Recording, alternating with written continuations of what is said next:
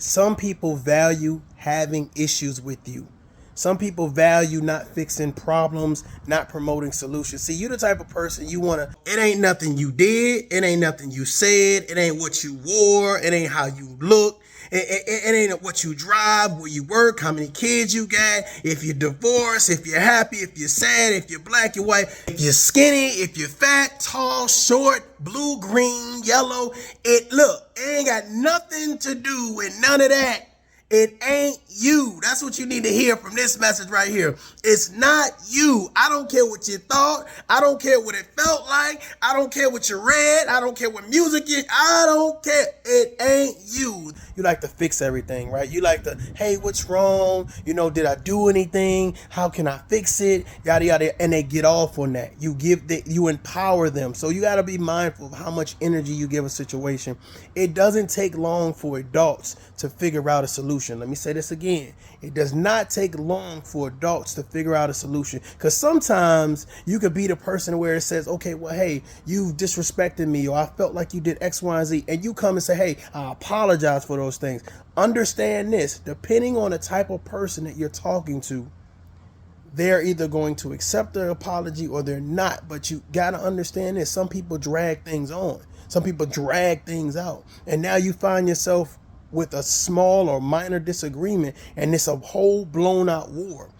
Understand that some people value having a disagreement. They value having something wrong. You just got those people, they look, oh, I didn't like the way you apologize. I didn't like your facial tone. I didn't like your body language. Or I don't like that you waited a week or you waited 3 days. So you got to understand that some people, they look for problems. They look for problems when they're watching TV. They look for problems at the restaurant. They look for problems having sex. They look for problems in a relationship. They look for problems. And you are so accustomed, because you got a big heart, right? You say, hey, look, how can I fix it? I want to fix the problem.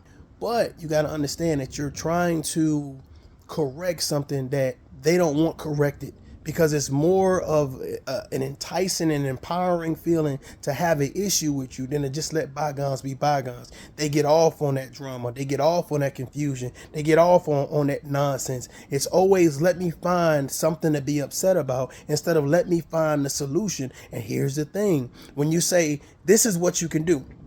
When you say, hey, how can we fix the problem? What do you think the problem is? Well, let me make sure you understand this, right?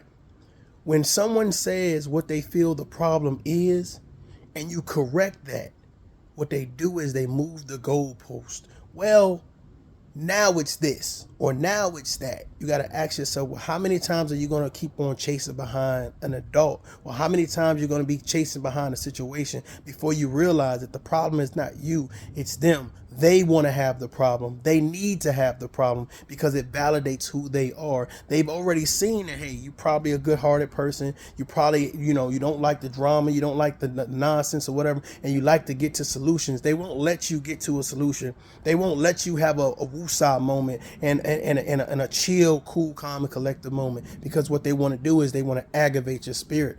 They want to aggravate your soul. They want to make sure that whatever you got going on, you're flustered behind it, instead of saying, when dealing with me, this is a great feeling. This is a great connection. This is a great vibe. Some people don't want you to fix the problem. They want to have the issue. The reason why people want to have problems with you is because their life is problematic. It doesn't make sense when you render kindness. It doesn't make sense when you render solutions. Their life is so problematic that when it comes to dealing with you, it has to be a problem. It has to be some type of pushback. It has to be some type of tug of war. When you provide solutions to other people, what it is because they realize that their life is so problematic. They might get upset. They might get pissed off. They might say, well, hey, you're not perfect. Hey, the things that you're saying, how dare you? A lot of times when people don't want solutions, they cause problems.